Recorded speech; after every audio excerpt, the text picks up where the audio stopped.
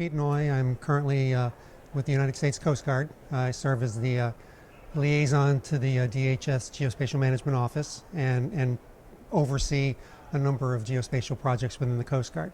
How has knowledge of geography helped me meet missions within the Coast Guard?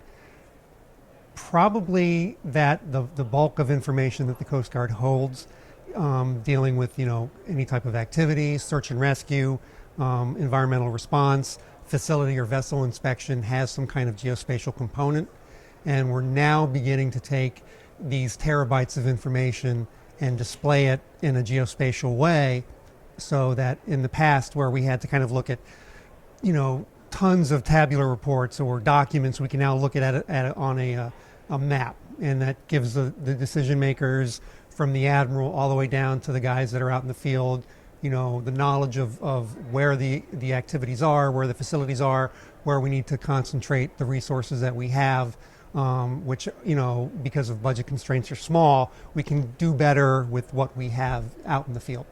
Some of the challenges range from dealing with, a workforce that is somewhat technology phobic. They're used to doing things with paper charts, or they're used to doing things a certain way. And, when they see GIS coming in, there's this concern that we're trying to take over their world of work. Just like everyone else in the federal landscape, the big challenge is do more with less. So, our shrinking resources, our focus is on the operational side. So that's, for lack of a better term, bullets and fuel for the cutters and the force. So, we're being made to do, more with less. So we have to work smarter. We have to work in collaborative ways with other components within DHS, DOD, or the other federal partners that are in the government. Another challenge is right now we have a number of disparate GIS viewers. And what that has created is what we call the swivel chair interface, where I have to go to System A, pull 30% of the information, go to System B, pull another 30%, and then try to cognitively mash that data together, using what's between the ears. And we're finding that doesn't work well, so we're now in the process of converging all these different systems into, like, not a single viewer, but a set of defined viewers so that most of the information is displayed. If I were to give one best practice to my peers, it probably wouldn't be just one.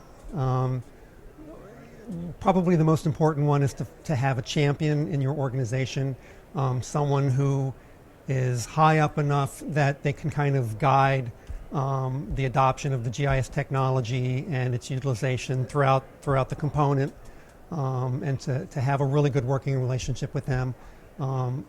Another key takeaway that I kind of use every day is to keep my fingers into the technology.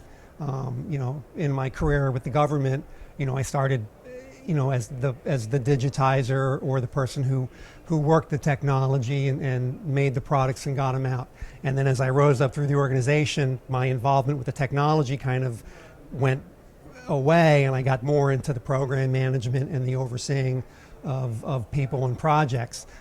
However, I made a decision early on that I was going to have the GIS software on my desk, and every now and then, I was going to kind of play around with it just so I knew what the users were facing. So yeah, definitely take advantage of the technology you have. Don't relegate that to someone who's junior and think that you're on to just oversight. You really need to get into the operation to know how your position can help those implement that technology.